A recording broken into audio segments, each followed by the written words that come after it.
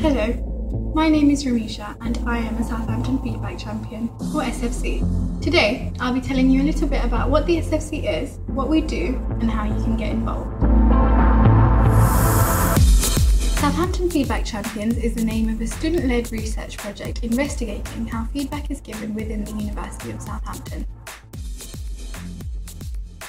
According to the National Student Satisfaction Survey done by The Guardian, our lowest score for the last several years have been our feedback scores. This informs the university that students aren't happy with the current level of feedback given across the university. The Student Feedback Initiative was formed to find out why and how we can change this. We are currently funded by the Education Enhancement Fund, which supports innovative and creative projects which aim to add value to the student experience, making the University of Southampton distinctive. Our current supervisor is Lawrence Georgian. To share good practices, to inspire staff, to help students improve their marks by making the most out of their feedback, we want to promote good quality feedback throughout the university. In our mission to improve feedback across the university, SFCs from various disciplines interviewed 2 undergraduates, 2 postgraduates and 2 staff members each. We found interesting ways to improve feedback and innovative ideas to share. Next, we created a website combining all of the research we had gathered with useful examples of what staff would like to see from students and what students would like to see from staff. This gives us all a common point of reference and some useful online resources available to everyone. Our final task was to organise student-led presentations promoting these new resources, ensuring that everyone is as aware of them as possible so that they can be used to their fullest potential. Feedback is helpful information or criticism given to someone to help them improve their work, maximising their potential and allowing them to build skills and techniques. Feedback can be formal and informal. What kind of feedback you get and how often you get it is faculty specific and in some cases department specific. Formal feedback can be given through office hours, including marked assignments or essays, whereas informal feedback could include peer assessment, talking to a lecturer after class or emailing them.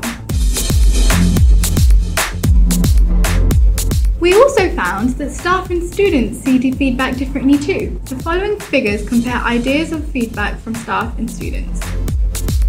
As we can see, staff and students clearly see feedback differently. Not only do they use different words when describing feedback, but they also put different emphasis on different types of feedback. Staff members tend to put emphasis on formal feedback, such as lectures, presentations and assignments, while students put more emphasis on group work, peers and friends.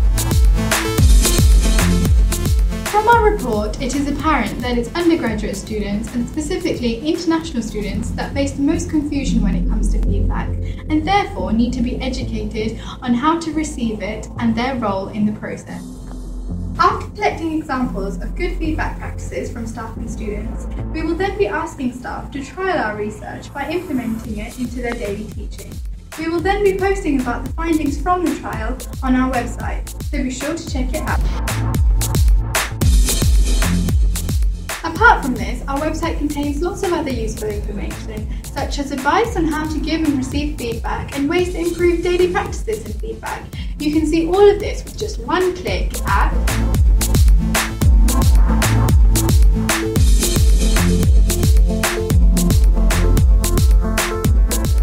As we mentioned before, we will be holding a student-led conference in February where we will be introducing professionally developed activities for staff and students to use. So don't forget to come along and get valuable advice on how to improve your university experience with good feedback practices. This November, for members of staff, we will be holding informative events in all 5 of our campuses about the project. As well as this, look out for us on the Red Brick in Susu, where we'll be around to introduce the project and give friendly advice and tips on how you can get involved.